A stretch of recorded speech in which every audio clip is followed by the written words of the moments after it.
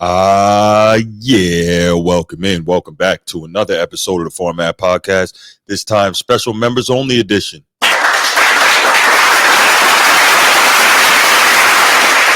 Yes. This is just for you. And once again, I really appreciate all you guys being here to support me. I appreciate what you do for this channel. I appreciate your loyalty and being there.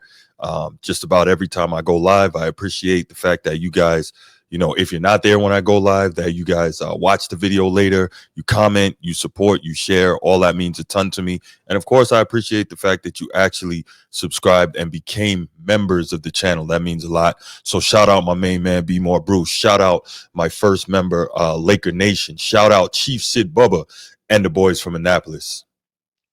Anchors away, Chief. And of course, shout out It's Not That Serious. I appreciate all you guys so much. And this show's for you, man. This show's for you. So over the last few I'm not gonna do the spiel because you guys know what time it is with that. But over the last couple of weeks, Shedeur Sanders has obviously been a huge topic in the sports media. I did a couple shows about that, as you well know. And so I wanted to take some time to get on here and further discuss this topic. And I thought it was interesting because obviously, you know that Shedeur, I've had him as my QB1 since last year. Always liked what I saw from him. Again, I'll just run it down real quick. I love his super accuracy. I love his toughness in the face of, relentless ongoing pressure. I love his ability to make throws on the move, not with elite arm talent, but, sneaky level athleticism, his ability to make throws on the move, keep his eyes downfield, and really, fit it in tight windows, etc. Some people say he holds the ball too long. I'm not an official, QB analyst, but I think a lot of that had to do with his offensive scheme and, him trying to make something happen once again while facing continuous and relentless pressure and also not really having much of a run game. I love the fact that he's been obviously tutored at the highest level in terms of what defensive backs are going to do and how to read defenses. He's gotten that tutelage from his Hall of Fame father, who is one of the best defensive backs, if not the best defensive back who ever played. We can make an argument on that. Could be Rod Woodson, could be Champ Bailey, could be Charles Woodson, could be Ed Reed. There's a number of guys you can argue, but Deion is right up there with any of them in terms of being, arguably the best defensive back of all time. So, he was super well coached on that. We know that he was worked with and mentored by the one and only Tom Brady, a guy that many regard as the greatest quarterback of all time in terms of his chosen position. We know that he's had professional level coaching in terms of his offensive coordination, right, while at Colorado. So he's had all these things. Now, I think there's some interesting factors at play here, right? One is expectations. Obviously, your Coach Prime's son, and Coach Prime is a very bellicose, vociferous type of guy. He puts everything out there that he's thinking. He's very brash, and as a defensive back, it's cool to have that type of mentality. One of the greatest athletes we've ever seen in the history of American sports. So all that is gravy as a defensive back. And it seems like Shedeur has kind of taken on some of that persona, maybe not completely to that level as his dad, but some of that persona, legendary, so on and so forth. But the problem is when you're a quarterback, no one expects you to behave that way, especially if you're a quarterback and there's questions about your physical traits and just how good you are. Now, again, you heard my evaluation, how special I think the kid is. The young man, I should say, not the kid, the young man. I think he's very special, and I think he has a legitimate opportunity to become the Browns' starting quarterback. Obviously, we know in that quarterback room is Kenny Pickett. I believe Shedeur Sanders is already better than him. The only difference is just the lack of NFL experience, but that'll come. Dylan Gabriel, who I've been a big fan of, again, got some bias there. I covered him when he was at UCF, University of Central Florida. So, I've kind of liked him since then. Watched him at Oklahoma, watched him at Oregon.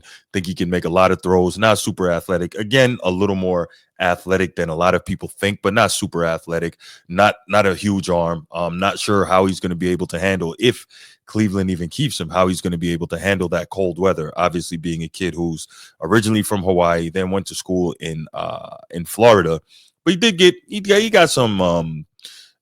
He got some exposure to the cold weather being in Oklahoma and a little bit more being in Oregon. But Still, that's a totally different, I think, ball game than being in Cleveland, right?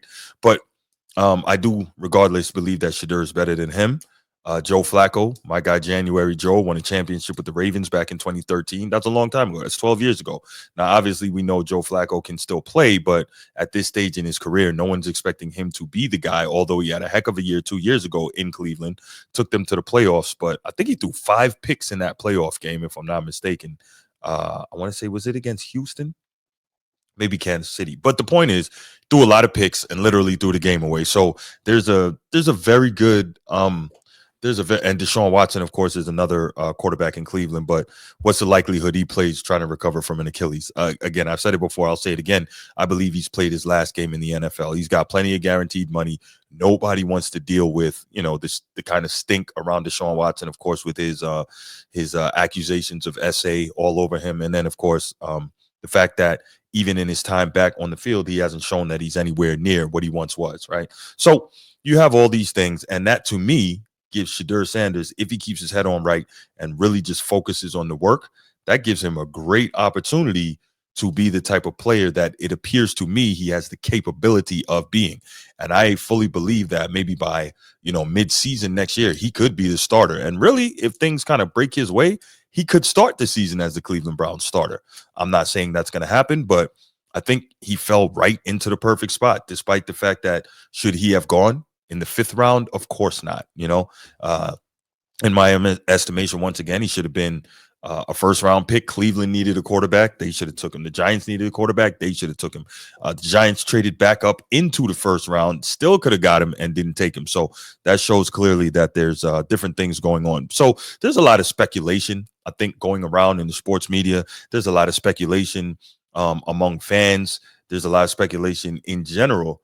Oh, man, yeah, I keep looking to the side. I'm watching this Knicks Detroit game, and it looks like Detroit is going to be able to hang in there and force a game 7, man. But is this special? Anyway, back to Shedeur Sanders.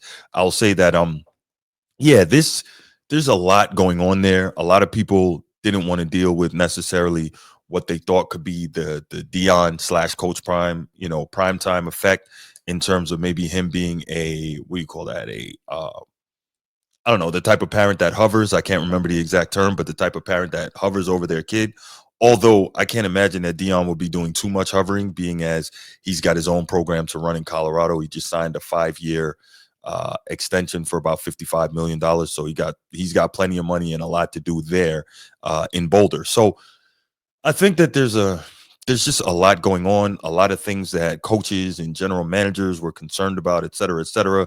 Commentary that people heard from Coach Prime, maybe like a year ago, saying that if certain teams wanted to draft Shedeur or not Shiloh, but Shedeur or Travis Hunter, that Dion may step in and try to pull an Archie Manning, et cetera, et cetera. And maybe a lot of people, a lot of organizations didn't want to deal with that. But one of the biggest things I'm hearing, and this is something I push back on a lot, is that Shedeur didn't get drafted where he should have because of race.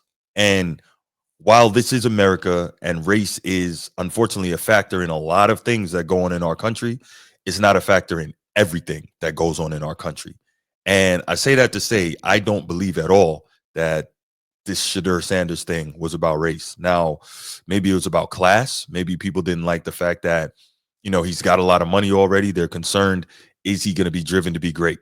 Not only did he make a lot of money in NIL, he also came from a family that's pretty well off. Obviously, his dad, multimillionaire head coach in college, and his dad, multimillionaire via being a Hall of Famer in the NFL and a 2-time Super Bowl champion, right? So plenty of money. Maybe people are concerned that the drive is not the same, but you have all of that. And then there's people concerned, it's been reported from multiple people in the media, multiple outlets, multiple reports just saying that Shedeur, and you'll hear some of this. I got a few clips that I'm going to play that Shedeur didn't interview well. He appeared to be entitled, et cetera, et cetera. So there's a lot of things going on behind this. And all of this to me points right back to the whole thing of, I don't believe that it was race. And it's interesting because, you have some people believing that Shedeur shouldn't be criticized, or unfortunately, if another black person criticizes Shedeur, then there's something wrong with them, or and then the said black person gets called names, they get called lost, they get called Sambo, Coon, whatever, different things. And I'll tell you, it's really disappointing to me as a black man who prides himself on being knowledgeable, being objective, being a free thinker, and feeling like every black person doesn't have to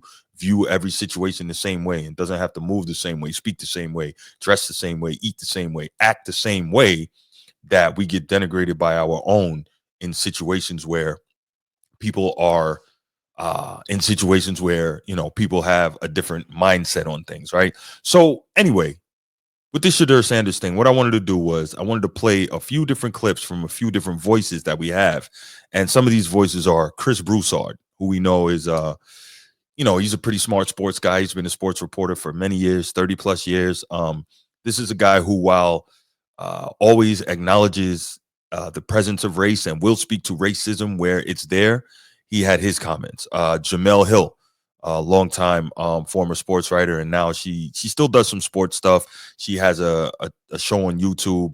Also, she guests on many different shows. We have a clip from her on CNN. We have Chris Carter, NFL Hall of Fame wide receiver. He's got some commentary that he made on a recent podcast.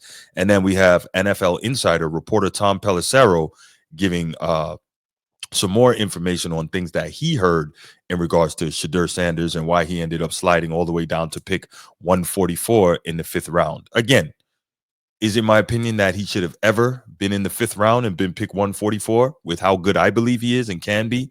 No, absolutely not. But my bigger point here is that although he fell on draft day, this has nothing to do with race. And I know there are some people that disagree with that, but I am going to die on that hill unless there's a smoking gun and some real evidence coming out to say that, or to prove that, race was a key factor in the decision-making process of a lot of these GMs and presidents of football operations for these teams. So you know how we do by now. We're going to play some clips. We're going to break into the clip. We're going to respond to things, let the clip play out, and then we'll go from there. All right. So let's start with Chris Carter and his recent commentary. And I thought this was interesting once more because obviously this is a guy being an NFL Hall of Famer, having worked, I think, for NFL Network, Fox Sports 1, CBS, all these different places, ESPN as well, I believe. This is a guy who, he's probably got his ear to the ground, and he's probably got connections where people are telling him things and he's hearing things from the inside. So let's go ahead. Let's start with Chris Carter, and then we'll go from there. A number of things happened. The number one thing that didn't happen was there was not a collusion message with the NFL owners. Okay. What? Okay. A lot of people think that. Because they wouldn't be able to keep a secret like that. So that's the first thing you heard. That's another conspiracy theory that I didn't mention that a lot of people have brought up, is that they believe the NFL and the NFL owners colluded to, quote unquote, teach Shedeur and teach Coach Prime a lesson by not drafting him where they should have. I don't know if that's true or not. Chris Carter seems to clearly believe that they wouldn't be able to do it. And listen to the next reason he gives as to why he doesn't feel there was collusion. And so they might do it, but they couldn't shut up about it. They wouldn't be able to shut up about it. But every owner is very, very selfish. Now, why would I do something to my detriment? Like if I need a quarterback and I think this kid is it, what he didn't realize is the guys that have fallen in the draft before, they all had unusual traits. So he says, the owners are selfish. So they're not going to make a deal that could possibly screw them, because if they feel like Shedeur is their guy and he can help them win and help them make more money, they're going to draft him. They're not going to engage in some collusion deal just to try and teach him a lesson and cost themselves. I don't know if that's true. I'm not a believer at all in cutting off your nose to spite your face, but some people are. But Chris Carter seems adamant that NFL owners are not. Let's continue. Like they had some superstar qualities to them. Now, some other things happened that made them fall, but Shedeur and his family, they overplayed their hand. Them thinking that he was in the same evaluation mode as Eli Manning, they didn't play that right. Okay, so he brings up Eli Manning, right? Because we hear a lot of what we hear as well. When this was Archie Manning telling that Eli wasn't going to go to San Diego, nobody had a problem with it. When it's the white father, nobody has a problem with it. But I disagree with what that is. Like for me, how I'm looking at this, a big part of it is, and I'm sure I've said this on the show before, people are concerned that their jobs could be at stake, right? Coach Prime is an outstanding coach and a motivator. We've seen that. And he's a guy that the NFL possibly, has been looking at. There were rumors that the Cowboys were looking at him. He was talking to them, right? And so if you draft Shedeur Sanders and it's not going well, guess what's the groundswell you're going to start hearing? Fire the coach and bring in Coach Prime, right? He's coached Shedeur his whole life. He's going to know how to get the best out of him. Bring in Coach Prime. And so you can't convince me that GMs and head coaches weren't worried that would be a point of contention and something that people would be pushing for in that situation. So if you're drafting high, that means you're already not in the best position, right? You're likely on the hot seat because your team wasn't very good. And now you add the added stressor of, man, if I don't get it working with Shedeur, I'm going to be hearing the calls from my job to bring in his dad. Like that, to me, I think was the bigger concern for a lot of people in these front offices. Them trying to narrow the teams that he was going to go to, that didn't do right. Not working out at the combine, that wasn't the right thing. His interview process, obviously he could have done a lot better in that. So not working out at the combine. A lot of guys aren't working out at the combine now, but to me, those guys are the guys who don't work out at the combine. Those are some of the elite guys who feel that their tape shows everything they need to know. But this is where I'm feeling like at some point, Coach Prime and Shedeur maybe didn't get the proper information or, badly or greatly, I should say, overestimated his draft stock. Because clearly they felt like he didn't need to work out at the combine, and that obviously wasn't the deal. He may have been able to help his draft stock by doing that. And then also we have heard ad nauseum about the bad interviews to the point that there are people who think that he maybe tanked them on purpose because he didn't want to go to certain teams. Now, when you behave like that, when you move in that fashion, clearly you believe that you are better than you are perceived to be by a lot of people out there. Mm-hmm.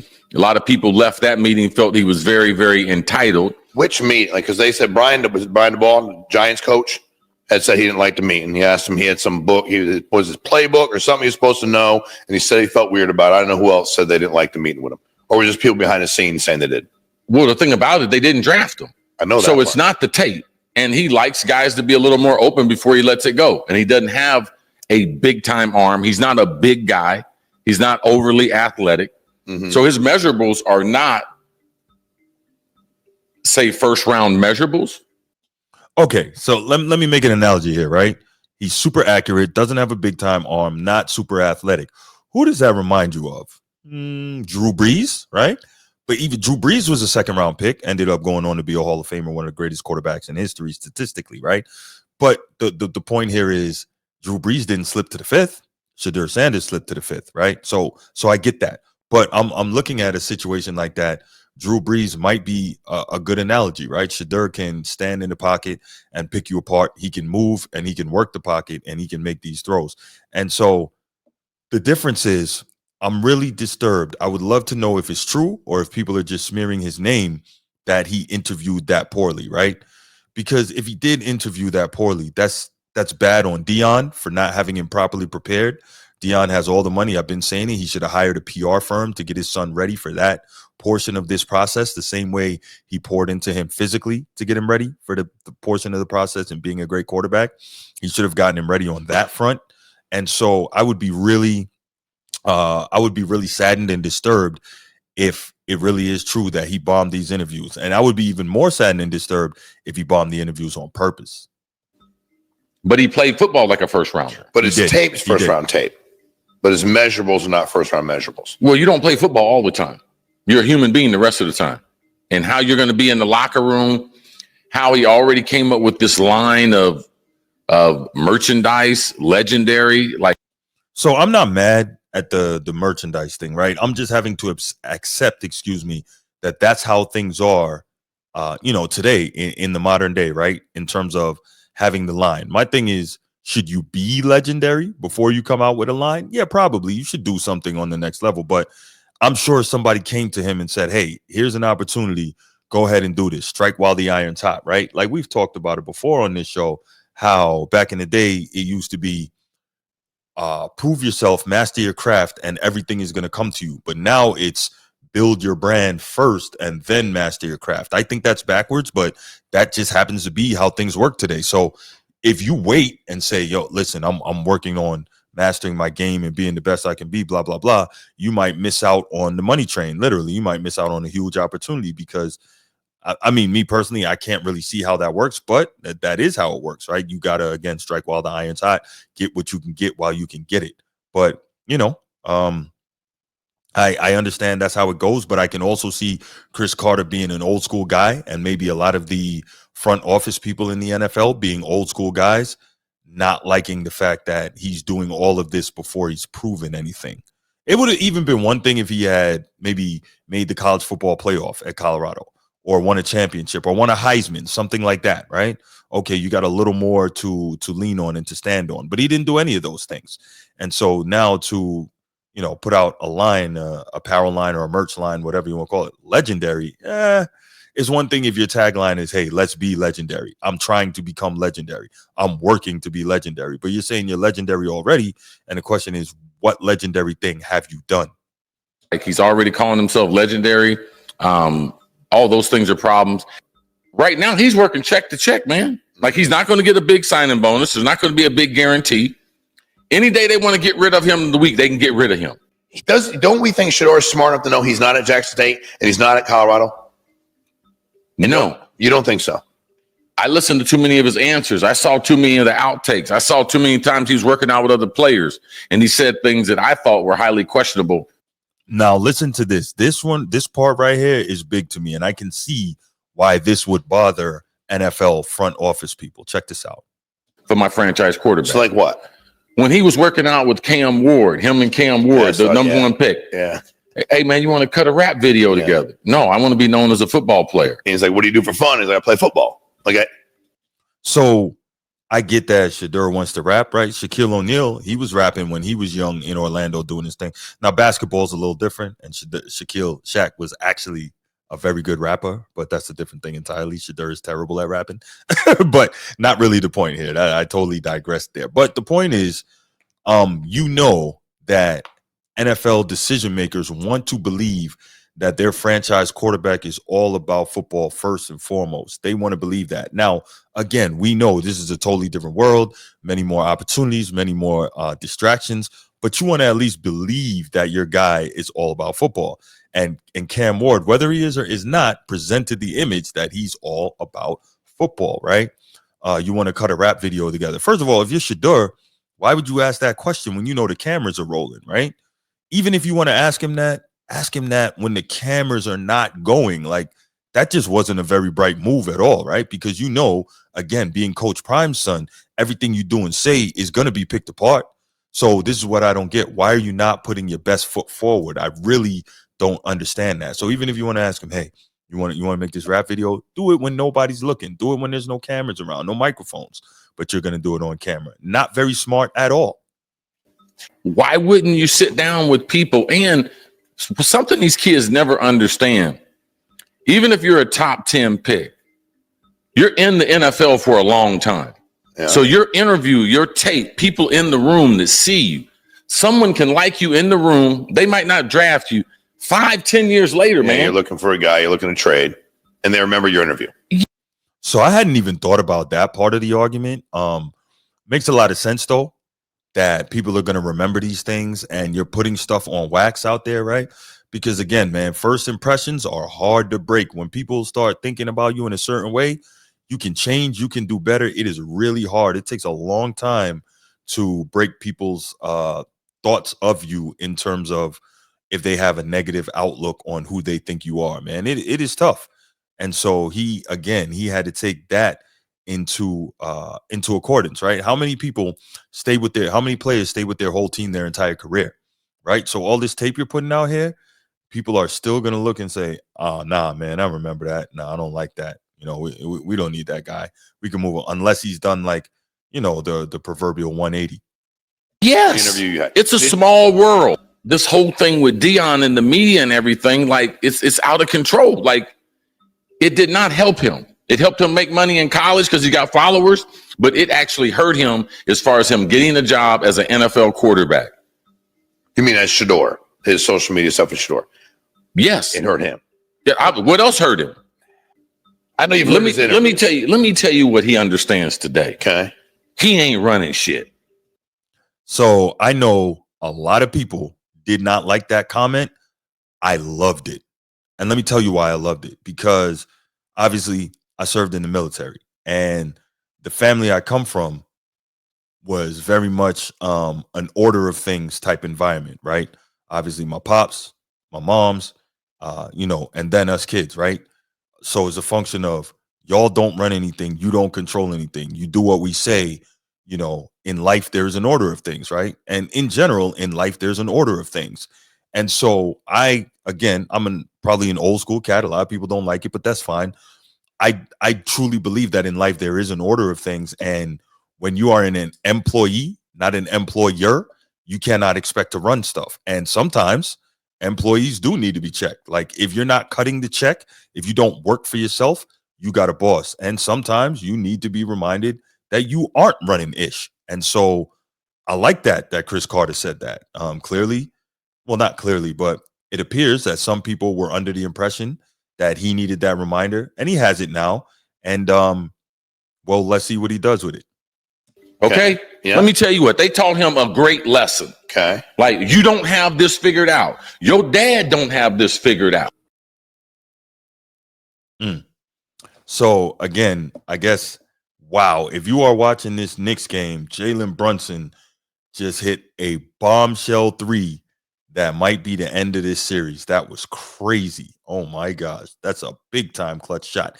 Anyway, it was tied at 113. Now it's 116-113 with 4.3 seconds left. Anyway, excuse me, guys. So I love what Chris Carter had to say there. I think he said a lot. A lot of people may not have agreed with that, but that's fine. It's all good.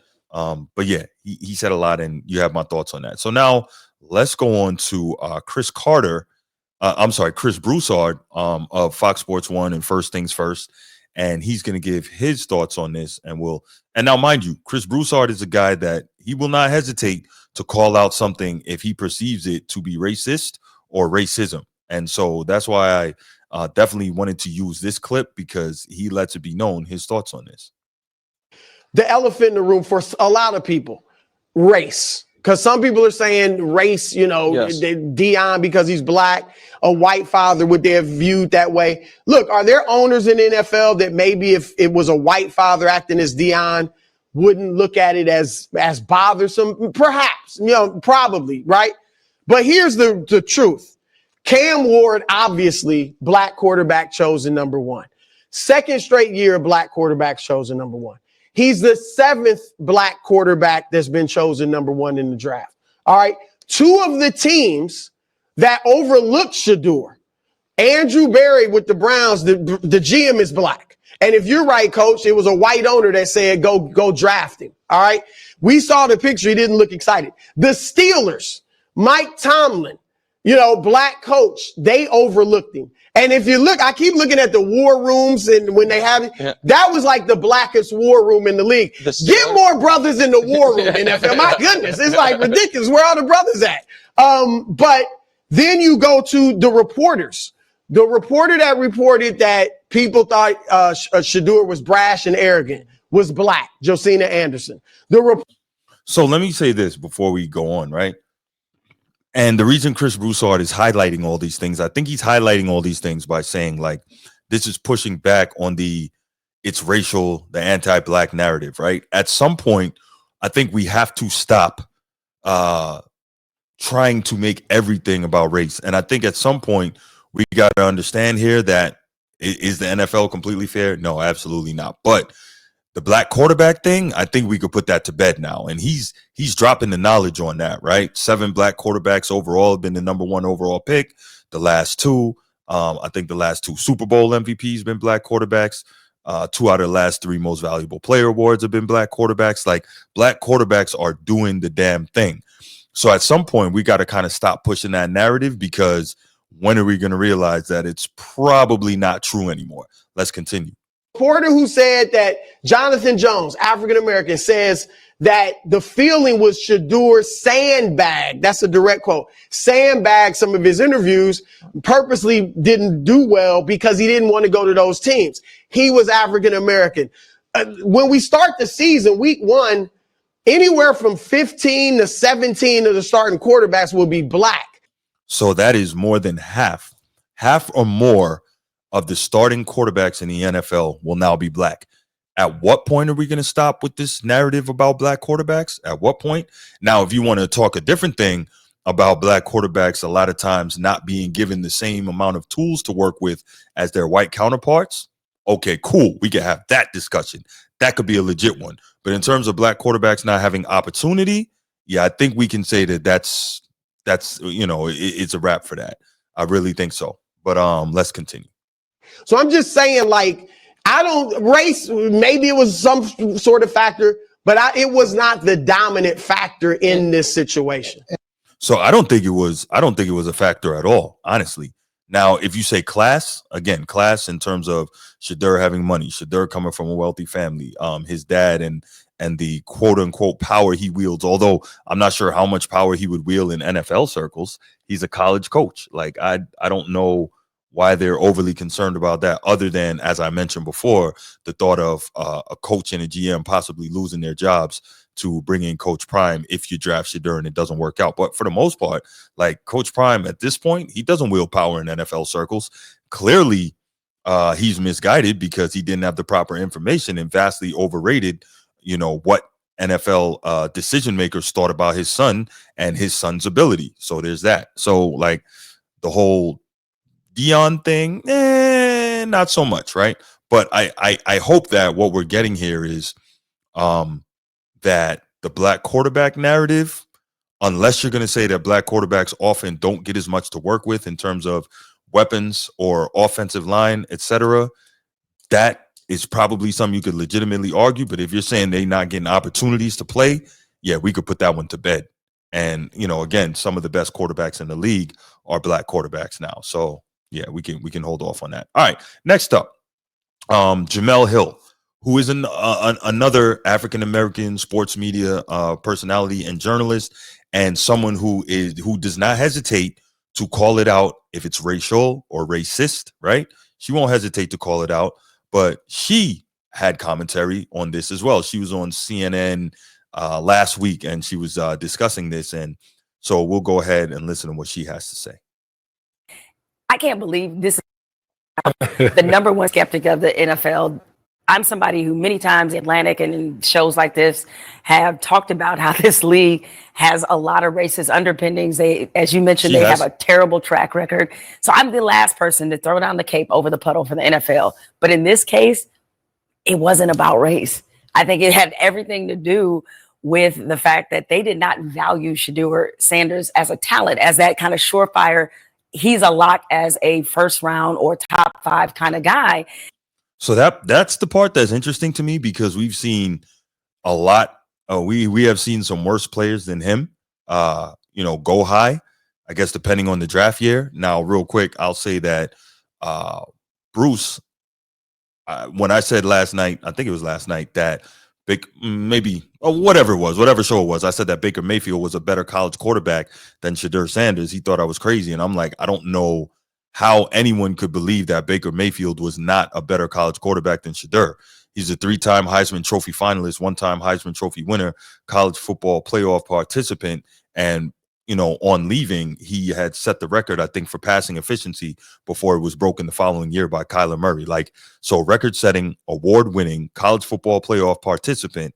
I don't know how there's any argument that Baker Mayfield was not a better college football quarterback than Shedeur Sanders. But, it is what it is. But the point here is, I think, as we've mentioned and talked about, man, Coach Prime and Shedeur, they vastly overrated Shedeur's draft positioning and how he was perceived by NFL decision makers. But what I also thought was interesting, was there nobody in the league that Deion is cool with that would have told him the truth? Or maybe it's the athletic parent, athletic father syndrome that wants to see his kid as being better than he is, right? Kind of like and this is not apples to apples, but kind of like the LeBron Bronny thing, right? Obviously, Shedeur is way better at his chosen sport than Bronny is at his, but maybe it's something like that, right? Like when you have a kid of yours, you see them through different eyes and you lack that level of objectivity. I don't know. And again, in that draft process, that's an evaluation of who you are, your character, your football character, all those things. So if it's true, the reports that he was purposely tanking some interviews because he didn't want to go to those teams, showing up and doing other things with other teams, those kind of messages get out across the league and they're going to reflect poorly on him. And so you can't, if they already think you're kind of a borderline talent and then you add the extra stuff to it, it is going to greatly influence your draft stock. And no, we can't compare it to Colin Kaepernick. This is a man who lost his career. So here's the other thing, right? Regardless of how good you are, I know they always say in the NFL, talent trumps everything. But even regardless of how good you are, at the quarterback position, that is always a different situation. Because I say it time and time again, this is a situation where you are the front-facing part of your on-field organization in terms of the media and the fans. You are the guy that your team is looking towards and that the media and the fans are looking towards after every game. You're the one that has to stand behind that microphone and say what you have to say. And you don't want someone who could be perceived as a knucklehead to be the face of your organization. Like that's not what you want. That's not what you need. And so you're in a situation where you're saying, listen, man, we want a certain type of guy to represent us a certain type of way. So if you're going out here and you're acting as, the reports say, and you're deliberately, screwing off interviews and whatnot, like, how is that a good thing? How is that a good thing? What does that say about you? And the other thing I'll say is we haven't heard one person, not one in the sports media push back against these reports. That to me is problematic because if you will generally hear at least one person say, well, that's not what I heard. That's not what I heard. It's almost like unanimous across the board. Like, this is what we're hearing about Shedeur, blah, blah, blah. And that's not good. So at what point, will you hear that pushback? We haven't heard it yet. So I don't know. I'm not trying to denigrate Shedeur because once again, my QB1, but if he wasn't exhibiting those off-field traits that teams wanted him to see, at the end of the day, man, those are job interviews, those meetings at the combine. That is a job interview. Put your best foot forward. Conduct yourself as you want to be the face of a franchise. And I can't imagine that he wouldn't have been better prepared for that. And I can't imagine that he thought it was cool to go in there and act that way, because did he believe that he was that good that he could behave in that fashion? Because he hadn't done anything on the collegiate level that could override what some people may perceive as that arrogance and that cockiness, right? When he already had been to a Super Bowl and done a lot as a quarterback, and then he had his career taken from him because he made the mistake of actually standing up for Black people. So before I get to the final clip, and that's NFL insider Tom Pelissero really breaking down some more stuff on this Shedeur thing. Another thing I found was super interesting is former NFL League MVP, former Heisman Trophy winner, former college football national champion, Cam Newton actually came out, right?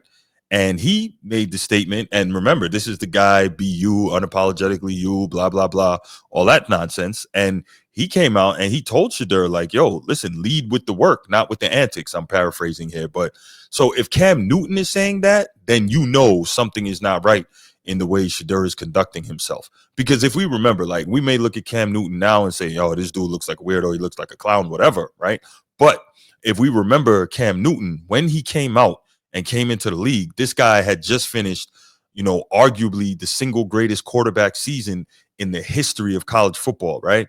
He was at Auburn. He won a national championship. We cannot name one of his receivers, his tight end. We can't really name his running backs. Well, the only other person we can name on that team is probably like Nick Fairley on the defensive line, right? That team was not loaded, but he literally put them on his back with his greatness, won the Heisman and carried them and won a national championship. But he didn't rest on that. And he didn't act crazy. Like a lot of people later in his career got upset with the dabbing and the dancing and whatnot. But that was after he had come and improved something. He walked into the league and he showed that he was a leader in the weight room. He showed he was a leader in the film room. He showed he was a leader on that Carolina Panthers team. He worked. He won an MVP. He took that team all the way to the Super Bowl, where unfortunately they were overmatched by the Denver Broncos, right? They got beat there, but everything he did up until that point, he showed he was the guy. He showed he was a leader. He demonstrated it with work. He wasn't about the nonsense. Nobody, no matter how they felt, had those complaints about Cam Newton. And so he is, in my estimation, just fine in terms of being able to tell Shedeur, hey, lead with the work and not with the antics. And so I'm good with that. I didn't cut that clip, but I thought it was very interesting because he would have been the last guy that I would have expected to have had something to say about the way Shedeur is carrying himself and going into his burgeoning career as an NFL quarterback. Who knows if he'll be the starter yet? I believe he will be eventually, but as of right now, we're not sure. But regardless, to hear Cam Newton say that, I thought that was very interesting. And, so many people who are caping up for Shedeur and caping up for Coach Prime and the Sanders family and saying it was racism and saying it was this and saying it was that. Well, Cam Newton, one of the unapologetically black and unapologetically BU type guys, is telling Shedeur the same thing that many of us have been saying: lead with the work, put the antics to the side. All right, so let's check out our final clip, and that's NFL insider Tom Pelissero, and he is going to break down some of the things he's heard, and I thought he had some interesting stuff to say. Then we'll go ahead and we'll wrap it up and get out of here. There was nobody who was arguing that I spoke to for Shedeur Sanders over Cam Ward as the number one quarterback in this draft. Our colleague Bucky Brooks was adamant. He had him as his number one quarterback. Mel Kiper Jr., who's the godfather, had him as the number one quarterback and obviously made a point during ESPN's draft coverage of why he felt like Shedeur should have been going. But that was just not an opinion that I heard within the league. In fact, I had more people, at least one or two, tell me they'd argue for maybe Jackson Dart over Cam Ward just based upon the total body of work, based on the physical traits, how they see him fitting into an NFL offense. So right there. Real quick, that's crazy. Jackson Dart over Cam Ward? No. What that is SEC bias at its finest. That's what that is. But carrying on. That was part of the tell to me that Shedeur maybe could go in the first, but when you really got down to draft day, it was, all right, it's the Giants, maybe the Steelers, or else somebody's going to have to trade up or Shedeur's going to slide. Then once you got beyond round one, part of the reason sometimes you get guys drafted in the second, third rounds are because you have teams that don't need a quarterback and they just go, hey, this name, as you're looking at your board stacked horizontally, we got all these guys here. And then there's this one guy at quarterback. Well, we don't need a quarterback. But how are we not going to take that guy? How are we not going to take a quarterback? It's like when the Eagles took Jalen Hurts. We got Carson Wentz. We feel great about him. But, gosh, we think this Jalen Hurts might be something. So let's take him at the end of the second. I think that's where, when you really unwind the process with Shedeur Sanders, there were maybe some decisions that were made and opportunities that were missed that could have had him come off the board a little bit sooner. In fact, I talked late Friday night. It was like midnight in Green Bay, and I got a call from a GM who was thinking about taking Shedeur on Saturday. And we were just kind of talking through, how is this even possible? He pointed all the way back to something that Dion said on a podcast in like February or March of 2024, which was the infamous, hey, if Shedeur or Travis Hunter, they get taken by a team that I don't think they should go to, we're going to pull an Eli, right? We're going to blow it up and we're going to get him out of there. And that's kind of how Shedeur, who did not hire an agent, he was getting advised by his father. He was getting advised maybe by a publicist, but he did not have an agent navigating the process. He kind of approached it like Dion had all those decades ago. There's all the famous Dion quotes about, I thought I was scared Detroit was going to draft me. I would ask for so much money they would have to put me on layaway. The Giants gave me this huge book, this test, and I said, what pick do you have? 10? I'm not taking all that. Mm-hmm. Shedeur went into this process and very much seemed like it was, I'm going to dictate where I go rather than the league dictating to me. And I say this as objectively as I possibly can, Rich. The league's verdict was Shedeur was not a good enough prospect as a player to be able to proceed that way. And I don't mean that on a personal level. So here's the thing. We keep hearing the stories about what Dion did when he was going through his draft process. But the fact is, One, he's a defensive back, not a quarterback. We keep talking about the difference in being a quarterback and being the front-facing face of a franchise. We always have to take that into account. And two, Shedeur is not near the prospect that Dion was at his position or overall. He's just not. As good as I believe he is, he's nowhere near the prospect that his dad was. So the fact that he would think that he could go and conduct himself in the same fashion his dad did is completely beyond me. It was a matter of, because some of these interviews went as badly as they did, because he seemed to have more interest in just a few teams than other teams.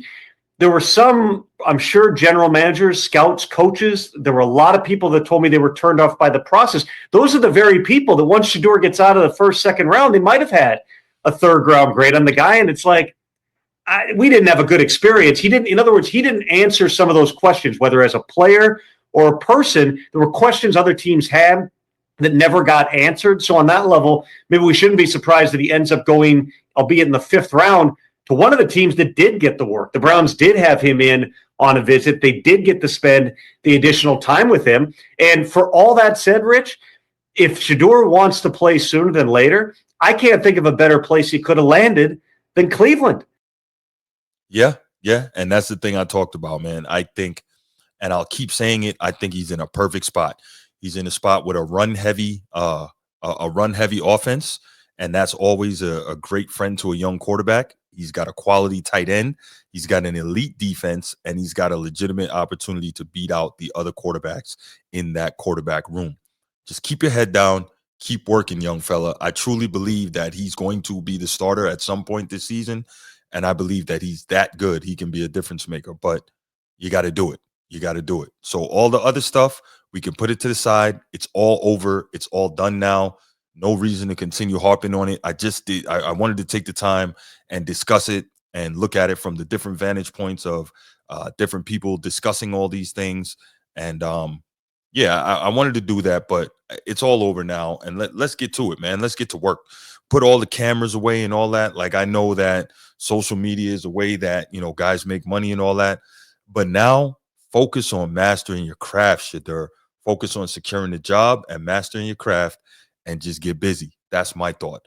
But yeah, that's all I got on this members only show here tonight regarding Shedeur Sanders and his draft fall.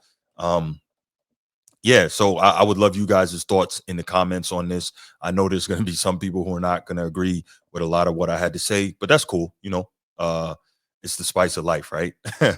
So yeah, but thanks for being here. Thanks again for supporting the channel. I really appreciate it. And we out. Peace.